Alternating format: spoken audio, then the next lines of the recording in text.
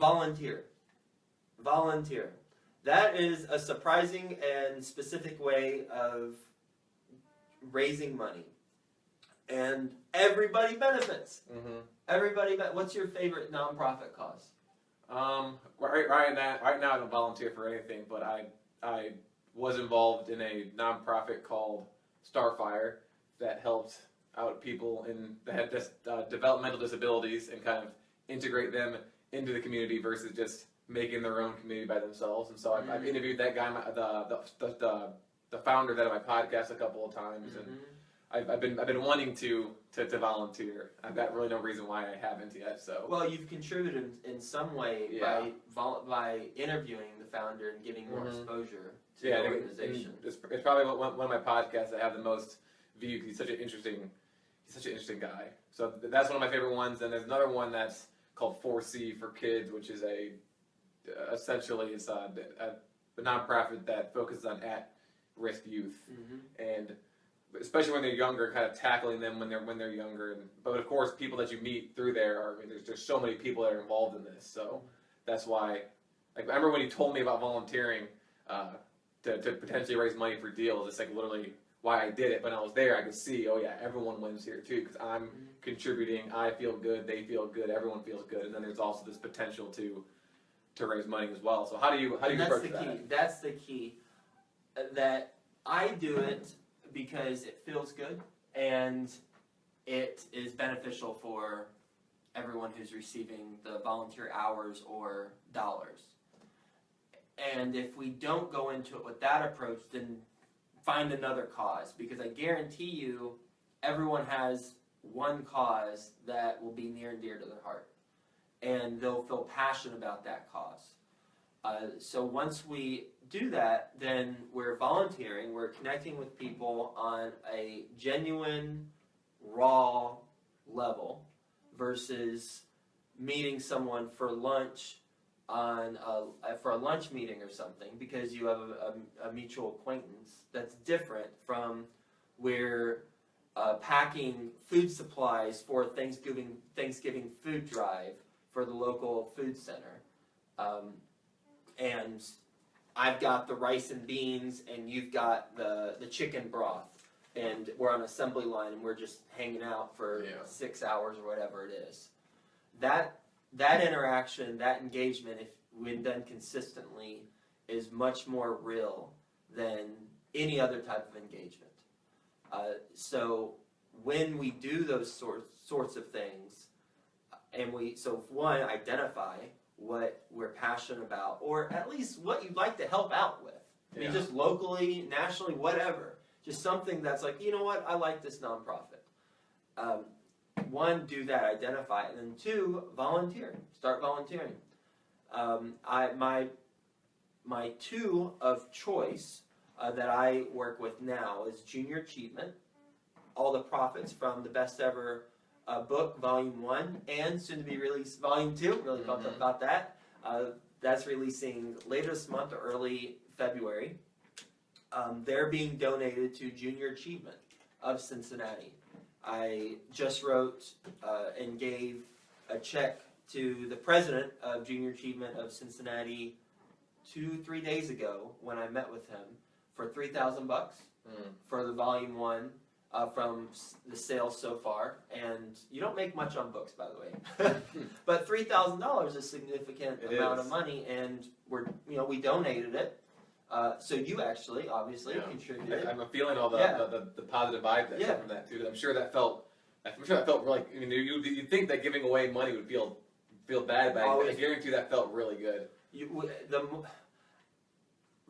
A golden rule is we always get a lot more when we give than when we receive. We always get a lot more when we give than when we receive. But identify the organization. Once you identify it, mine, as I mentioned, Junior Achievement. Also, I've applied to volunteer for hospice too. Okay. Different angle. Have not done that yet, but I've applied and I'm getting in all the stuff. There's a lot of paperwork involved with that. Yeah, good man. So find an organization and then give some time, give some money, whatever is comfortable for you. Once you do that, You're connecting with people on a real level. Once you connect with people on a real level, then you start building real relationships. And out of real relationships, people tend to want to help each other. And by the way, we are helping investors do better than what's typical. Mm-hmm. They are, sure, they're helping us grow our business, but I don't think of it that way. I think of it as us contributing to help them out, because it's important not to ask for investments, or it's important not to ask for or think we're selling anything, because in my mind we're not. We're giving opportunities. That's an important distinction too. Mm-hmm. We're giving opportunities, we're not selling anything.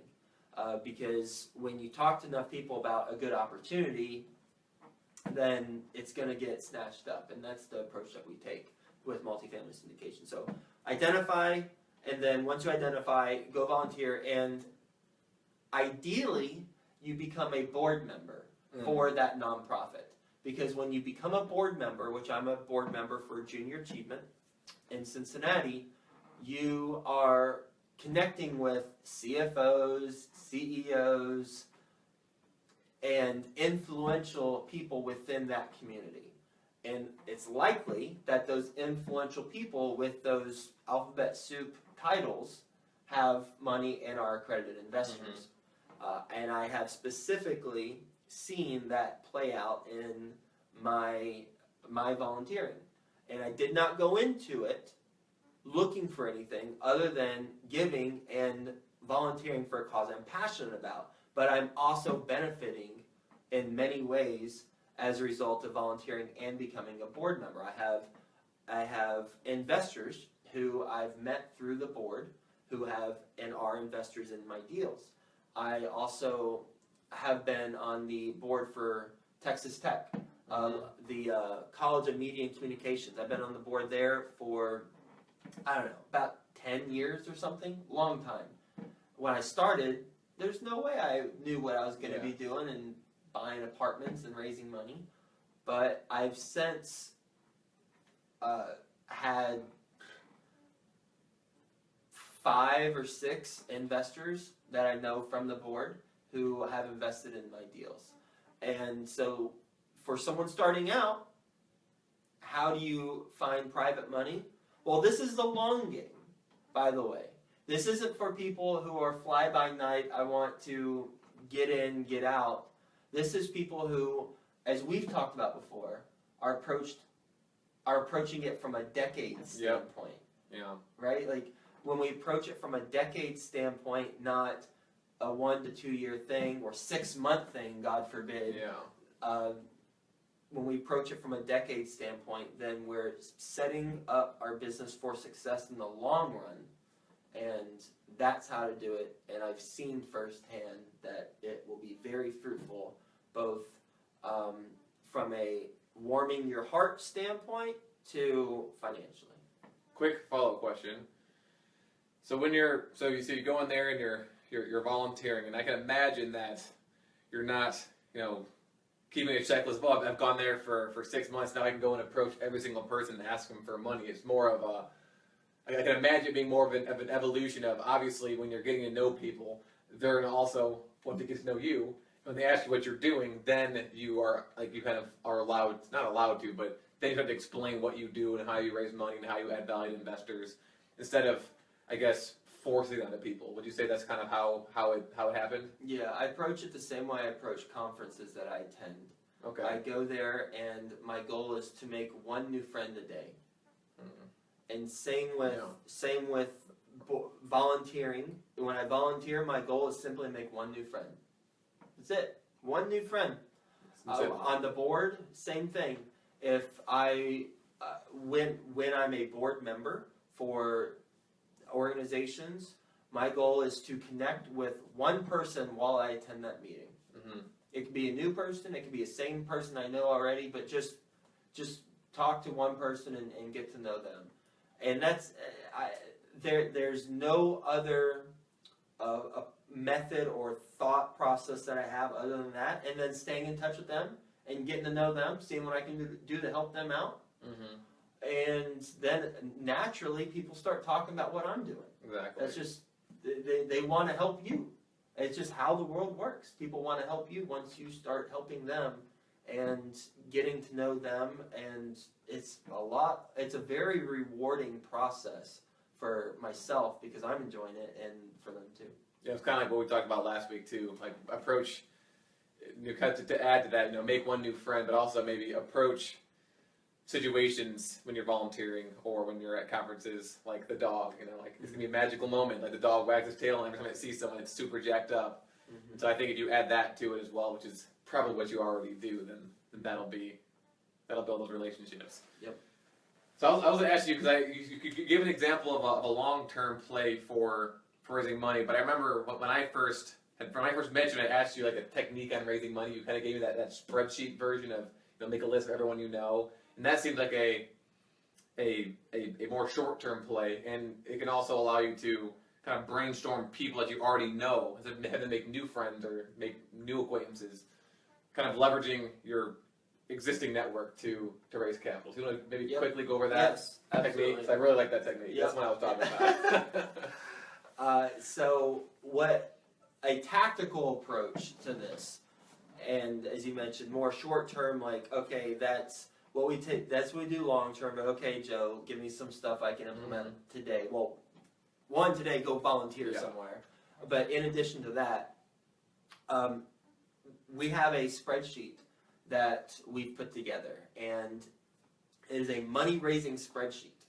Email us, info@joefairless.com, and say you saw us mention it on the Facebook Live or the broadcast or on the podcast, and we'll get you this money-raising spreadsheet. So info@joefairless.com.